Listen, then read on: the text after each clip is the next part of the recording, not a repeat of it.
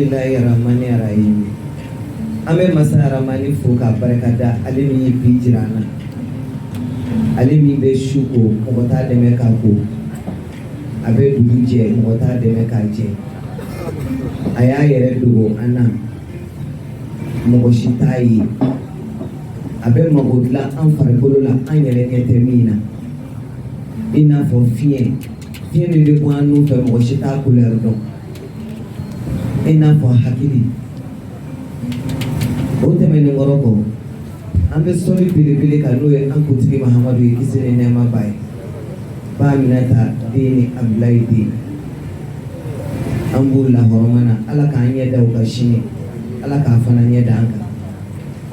Ambe parenfu fufana ka wale nyuando. Mogodo beke directeur général ya baye refsa ya mogo.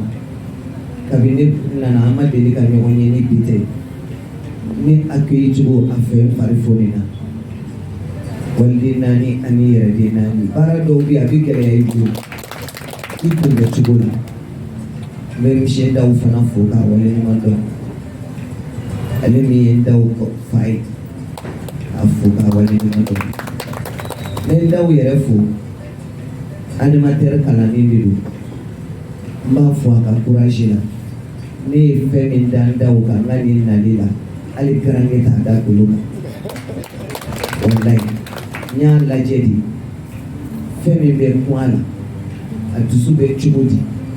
émission yere chubudu me ba yere la parce que c'est ça animatrice ya be ka chi journaliste ya be ka chi ka sabuke ubutu téléphone de la qui allô, Oumou Diarra, bini invité, puis yere de ba soro non ateketi ibi do le ta soro ka faita ka ndawe chien akemi kene ka sota dalo na do no men kulo dibi na do no wa fo nyi ben dibi amasalia chaque 2 jours avec moi mo le courage pardon ni courage bila ibi no bokula aw no yaw se bo fana ka baw fana fu ka wale mondo aw de be bara courage do an ya me inyo ana kuma la te mo de be ni bi la me mat se la ke abadani autre me radio directeur fu ay ya fanyina faire en plus ka faire sene mo chui ka no lu be la je parce que aw fana ma la fi aya ko do amba walu o ti se ka o te o bara talai katlaka journaliste fly fo vraiment nous le to ka fo mi be ka Bamanankan fo wallahi ku ye complexe ay te gere fo de sene baro para ijija ikal no wala o de nyomonate o wakili sire do utitaka nyomontu we have for you me odedo ne bora esika de la comme douanière matériel mara jo kala shike Michel Sangare de Tana no fe katani kaira la ko yani konguruche douani konguruche ne flow de se fe alibi ko ake ne mabo arajo la bi ya no che na micro tirane ma bien vrai que mangene ko nga akunche mi douani fo cheuka ka doni fo muso fana jaw ko do be ko se ka fo antenne na anga malita biate no fora be muso de muruti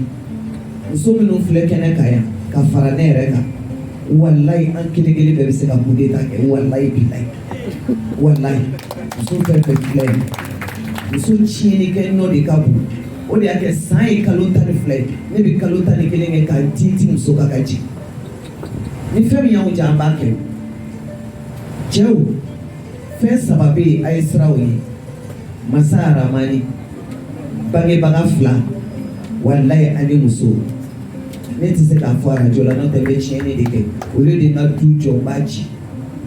abu nege chugo di wala sa ube lafia on de ba ka vesi kochi au kana on de ba ka bazen ofara au kana on de ba ka chemise kochi ible ifade blaila ibe kuma la meye mafuyi ka sabu ke ibadi ke wali tirike au ka keto o ikloki la o de ki ka fesi kochi ika shemesi kochi ika furukia kochi Mun b'aw kisi o ma anw bɛ minɛ cogo di ni an n'an kɛra fila ye a fɔ ko tu es la plus belle femme du monde est ce que ni ne cɛ y'o fɔ ye nin ye tiɲɛ ye wa ne yɛrɛ ni maa min bɔlen bɛ fɔ n'a kɛra samadansi sinon cɛjuguya dan ye ta ye n t'a ban don dɔ a fɔra tɛ n bolo mais muso kan ka nɛgɛ so kɔnɔ a t'o kɛ bi denmisɛnninw a tɛ k'o kɛ aw kɔni a y'aw sinsin aw yɛrɛ kan ka fɛn kɛ musow la min ka d'aw ye walayi ne tɛ muso minɛ ne tɛ cɛw minɛ ka di musow ma Mali taabolo tɛ mais ni nin sugu micro dira ma nin yɔrɔ suguw la n bɛ aw la sɔn walahi ni anw y'aw jɛ to la k'aw jɛ fiɲɛ kɔnɔ hakili ka taama nɔfɛ an b'aw tɛrɛli la cɛ tɛ se ka tila muso la cogo si la a bɛɛ ni Ala cɛ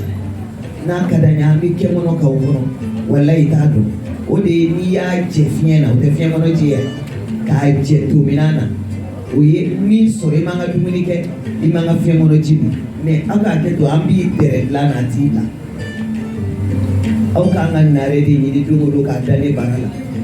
parce que ni muso ye cɛ kɛ fu ye fo k'i sa i tigɛ maa ye a y'u nɛgɛ hali dɔrɔmɛ 10 bɛ muso nɛgɛ mais a t'o si kɛ aw k'an ka réseaux sociaux lajɛ bani bɛɛ kɛlen bɛ yɛrɛmabila ye k'an ka Mali golow bɛɛ yɛrɛkɛ a bɛ muso to aw bolo aw ni dɔ wɛrɛ b'a kunkolo bɔ a t'a nɛgɛ a t'a apprécier a t'a ka kundilannen fɔ a t'a ka fini don cogo fɔ aw mana bɔ a ti sigi kɔrɔ bɛ na sɛgɛn bɛ na bana fana bɛ na o don ni hinɛ bɛ don i musonin na parce que i ye min k'a ye o b'i hinɛ don a la ne ni cɛ 30 ans de mariage a banna n yɛrɛ bolo a dɔgɔnin sigilen filɛ a hinɛ ye minɛ mun na parce que a b'a 12 la tuma min na n'a sunkuru fɛn fɛn y'a yɛrɛ yira n na a b'o bila o bonya tora aw kunkolo kɔnɔ walahi o ye kelen ye filanan kelen de ye bamanan ye du bɛɛ du tɔ bɛɛ suraka dɔgɔnin sigilen filɛ ne de y'u don ni fini ninnu donni la n'o tun bɛ danbe de minɛ k'u la musow bi bana cɛ dɔw bɛ yen bɛɛ tɛ 90% u t'a fɔ madame i fari bɛ di e ye carton fa fura san ka d'a ma i m'a fɔ a ye k'a fari bɛ di o fura b'a faga de i ye dɔrɔmɛ 10 san ka na d'a ma cɛ madame i man kɛnɛ ne ka juru bɛ dɔ la nin ɲimi i t'a wari ka ne sisan k'i ka fura san dɔrɔmɛ 10 i bɛ bɔ n'a teri min nana wala a balima min na fɔ i ni cɛba bɛ yan ale de filɛ ka bori san ka di yan sa k'a t'a wari ɲini a kɛnɛyalen de filɛ koyi muso ye den de ye muso ye nɛgɛnifɛn de ye n'an taara mori fɛ yen mori bɛ sɛbɛn d'anw ma k'an k'a don sukura kun kɔrɔ 3 heures du matin muso de bɛ sukura kun kɔrɔ ta k'a sɔrɔ a kɔnɔ cɛ si tɛ se k'a kɛ donc anw tɛ fɛn lankolonw ye a y'u nɛgɛ so kɔnɔ a y'a dogo u la hali n'aw t'u fɛ a y'a dogo u la walahi n'i ye muso tiɲɛni kɛ n'o ye cogo don dɔw walahi saya i b'a ta ni balo ye sisan ne donna salle kɔnɔ ne tɛ daw dɔn n tɛ fofana dɔn mais n minɛ cogow fɛ o muso tɛ ne ye n minɛ cogow fɛ a ye courage donna baara in na hali ne kuma cogo i b'a dɔn ko farigan bɛ na u ye n nɛgɛ de k'an ka émission touché na k'an bila kuma na muso b'i nɛgɛ de i ko den hali n'a bɛ 90 ans muso ni nɛgɛni de ka kan a y'a kɛ ala ni alakira kama ne kama tɛ ne ye masaramani ka jɔndalen ni nagasilen ne b'i yɛrɛ de sauver ne m'a fɔ n'an kelen kelen bɛɛ bɛ se ka coup d'état kɛ walayi ni muso bɛ fɛ k'a cɛ sauver diɲɛ fɛn o fɛn la a b'a kɛ muso dɔ bɛ fɔ ɲa ye dɔ bɛ fɔ ɲa cɛlakaw fana ye defo jugu min b'a la n'o y'a to cɛw bɛ boli an ye o ye kabini an mana furu ka san kelen kɛ an bɛ labɛnni dabila fini tɛ muso kɛ tulonkɛla ye aw k'a kɛ to fini tɛ muso kɛ sunguruba ye parili tɛ muso kɛ sunguruba ye la femme doit être toujours coquette devant son mari o t'a la dɛ aw bɛ tako 3 kɛ musɔrɔ duloki tafe o si tɛ kelen ye soutien nɛgɛ b'a minɛ a disi la jibɔn kɛrɛ bɛ fara i hakili la ko maliyɛn cɛ ɲɛ tɛ fɛn o fɛn la a ɲɛ bɛ nin bɛɛ la maliyɛn cɛ bɛ don dukɛnɛ na a bɛ mɔgɔ fɔlɔ min ye o y'a muso de ye dilan tɛ labɛn